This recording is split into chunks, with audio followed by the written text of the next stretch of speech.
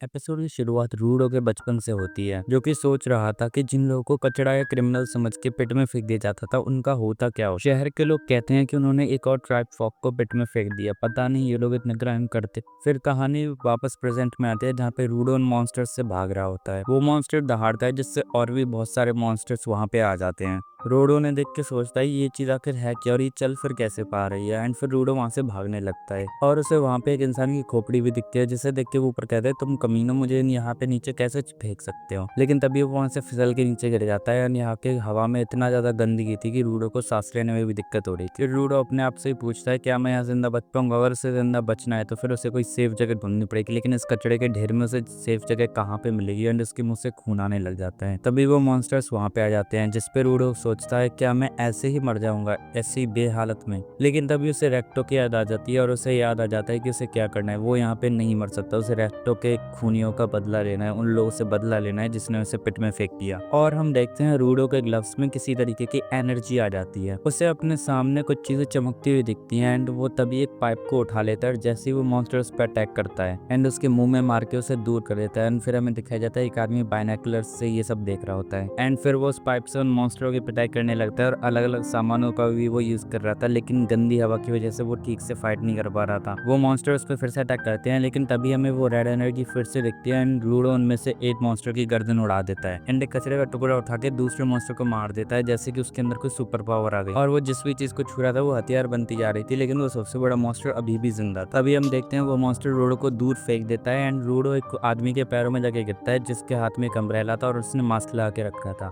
And वो रूडो के मुंह पे भी एक मास्क लगा देता है। फिर रूडो उससे पूछता है क्या तुम इधर ही रहते हो। और ये मॉन्स्टर्स क्या हैं, जिसपे वो आदमी कहता है शांत रहो। एंड फिर रूडो बार बार उसे वही सवाल पूछता है, लेकिन वो आदमी उसे बार बार शांत कर देता है। लेकिन एंड में उसे बहुत ज्यादा गुस्सा आ जाता है और चिल्ला चिल्ला के कहता है ये सारा कचरा तुम लोगों ने इधर पे फेंका और तुमने इतने चिल्ला चिल्ला के उन सारे मॉन्स्टर को जगा दिया है जो कि कचड़े से बने हैं, और क्योंकि वो कचड़े से बने तो तुम इतनी आसानी से डिस्ट्रॉय नहीं कर सकते। ये मॉन्स्टर साउंड पे रिएक्ट करते हैं और मैं तो इतना चिल्लाता भी नहीं था, वो बस तुम्हारी वजह से मैं आज चिल्ला रहा हूँ। फिर वो अपने छाते में किसी तरीके की एनर्जी डालता है एंड जैसे वो मॉन्स्टर उन दोनों पे अटैक करता है वैसे ही वो अपने छाते को घुमाता है एंड मॉन्स्टर का एक हाथ कट जाता है एंड जैसे ही वो हाथ कटता है उसका एक टुकड़ा तुरंत राख बन जाता है। अब उन दोनों के सामने बहुत सारे मॉन्स्टर आ गए थे, लेकिन वो आदमी एक ही अटैक में उन सबको खत्म कर देता है, जिसे देख के रूडो बहुत ज्यादा चौंक जाता है। सोचता है ये कैसी पावर है, अगर ये मुझे मिल जाए तो मैं उन कमीनों को सबक सिखा। फिर वो मॉन्स्टर से इस आदमी पे एक पत्थर फेंकते हैं, लेकिन ये अपने छाते को घुमा के उस पत्थर को डिस्ट्रॉय कर देता है। फिर ये अपने छाते को बड़ा करता है और उस मॉन्स्टर के अंदर घुस जाता है, जिससे वो राक्षस खत्म हो जाए। एंड फिर रूडो से पूछता है आखिरकार तुम हो कौन, जिस पे वो आदमी अपना मास्क उतार के कहता है मेरा नाम है एनजी। लेकिन वहाँ पे इतनी बदबू होती है कि वो खांसने लग जाता है और उल्टा रूडो को ही डांटता है कि तुमने आखिरकार मेरा मास्क नहीं उतरवाया।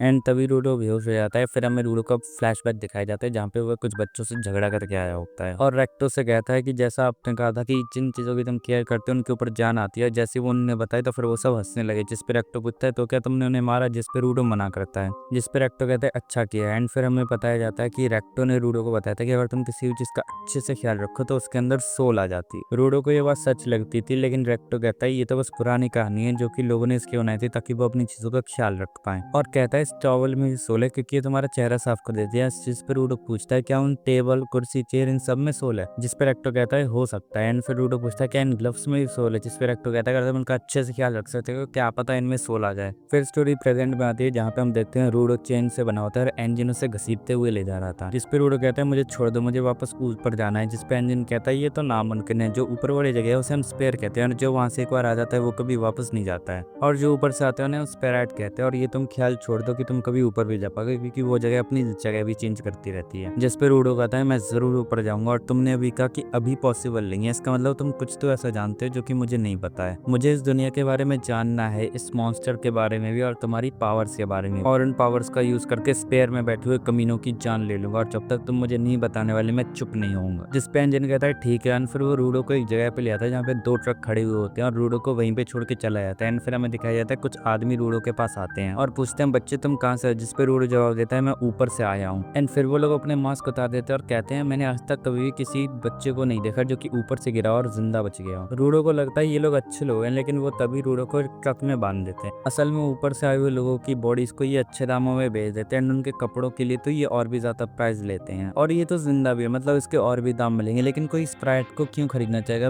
बिकॉज ये लोग बहुत ज़्यादा कूड़ा कचरा करते हैं और फिर जो लोग इन पे अपनी भड़ास निकालने के लिए किसी को तो जाना पड़ेगा। तुम लोगों के कूड़े की वजह से यहाँ पे मॉन्स्टर है जिनने बहुत सारे लोगों को मार भी दिया है, एंड इसीलिए तुम यहाँ पे रहम की उम्मीद तो बिल्कुल मत करना। तुम्हें खूब टॉर्चर करा जाएगा, तुम्हारे सबके सामने तमाशा बनाया जाएगा, एंड फिर वो आदमी रूडो के मुंह में कुछ खाना ठूसने लगता है, एंड फिर वो कहता है तुम्हें तो ये खाना भी कितना लग रहा हो ना, तुम ऊपर स्वादिष्ट अच्छा अच्छा खाना खाते होगे। लेकिन रूडो उस आदमी की उंगलियां ही खा जाता है और उस कचड़े को खुद खाने लग जाता है और कहता है ये खाना अभी भी खाने लायक है। तुम्हें क्या लगता है तुम्हारी जिंदगी नर्क है तो किसी और की नहीं हो सकती? पता नहीं क्यों जो भी आता है वो ज्ञान बांटने लग जाता है कि तू गरीब है, तू अमीर है, तू ऊपर का है, तू नीचे का है, एंड तभी उसके अंदर से रेड एनर्जी निकलने लगती है और अपनी जंजीरें तोड़ के बाहर आ जाता है। और ये सब इंजन दूर बैठ के देख रहा था और तभी रूडो को रेक्टो की कही बात याद आ जाती है कि अगर तुम किसी चीज का ख्याल रखो तो उसके अंदर सोल आ जाती है, एंड फिर वो तुम्हारी मदद करती है। एंड वो तभी समझ जाता है कि उसे ग्लव्स में पावर आ गई है और एक चेन को पकड़ देता है। तब वो लोग कहते हैं स्पैराइड भी ऐसी पावर्स का यूज कर सकता है। एंड फिर इंजन कहता है जो लोग चीजों के अंदर जान डाल सकते हैं और उनकी जान को बाहर निकाल सकते हैं उन्हें गिवर्स कहा जाता है। एंड तभी वो लोग रूडो पर अटैक कर देते हैं, लेकिन रूडो अपनी चेन से उन्हें दूर कर देता है। तभी एक आदमी कहता है कि उससे उसकी चेन छीन लो, अगर किसी गिवर से उसका ऑब्जेक्ट ले लिया जाए तो फिर वो किसी काम का नहीं रहता।